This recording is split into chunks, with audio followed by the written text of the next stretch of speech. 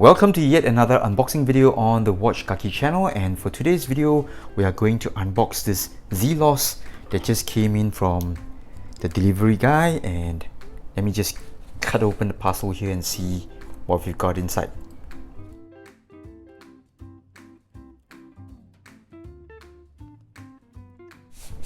And I think this is the famous wooden outer box you get with all Zelos watches. Now this is the Z logo, and we got yet another Acacia wooden box here. And these days they have started to ship their watches with this kind of leather pouch. I believe it used to be some kind of leather watch roll, but anyway, I'm pretty pleased with this new design here. And let me just unzip this one here, and I'm going to show you what watch I've ordered.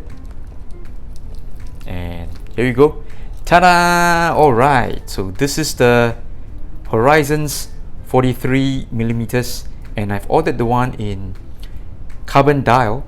I think this is called the forged carbon dial and forged carbon bezel insert. So wow, first looks, I'm pretty impressed.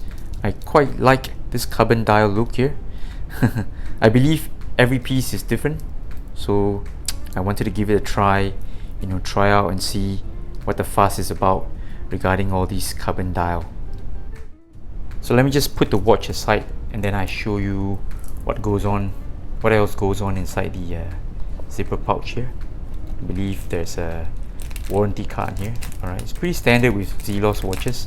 This one here, I think it's a sort of a metallic, or really made of metal, the warranty card. Let me just put all these packaging stuff aside. So I've just zoomed in a little bit for you to take a closer look at the watch here, and wow, I'm actually liking this forged carbon dial. The only other time I've had a forged carbon dial or forged carbon case was this watch called Willem. So it is yet another Singaporean micro brand, but that watch is no longer with me. I think I bought it about 2 years ago. So let's do a really quick check on the hand alignment here. Okay, looks good. Alright, and let's see if the winding is smooth.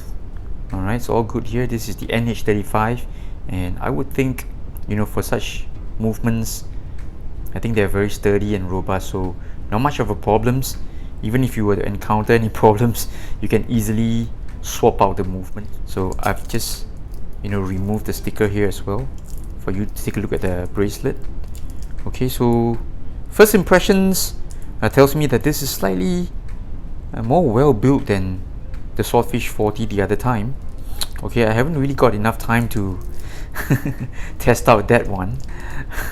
Haven't had enough time to put it on my wrist and wear it and all that, but initial impressions here are really good. I think this watch is more well made than that one in terms of finishing. So all these edges here, you can see that this is more well built, and I'm pretty happy. So this clasp here, I think it's got that quick adjust system. Yes, it does. Just take a look here. So I think if you dig in your fingernail here, you can do a really quick adjust, and you get that micro adjustment that you need. And this bezel insert here, I think is pretty cool. It's got a matte finish.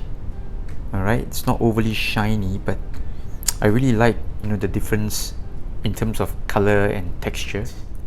I think it adds a little bit of a flair to the overall watch design. Okay, this is like a really standard diver design, vintage style, no crown guard, but by adding this forged carbon dial and bezel insert, I think it looks pretty cool. So case side here is reminds me of the Christopher Ward kind of case.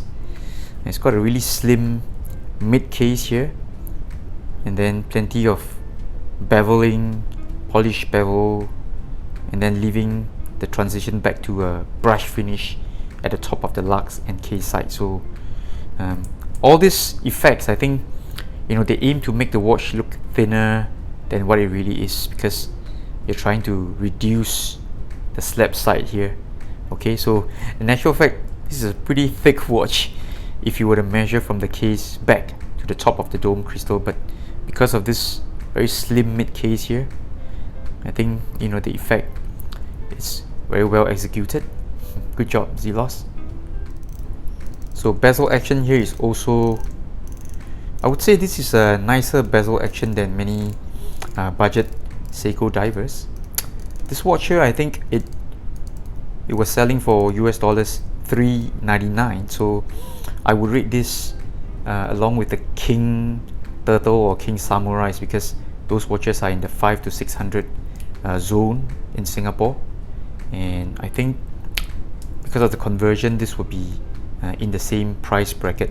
Okay, so this one here is pretty well made for the money.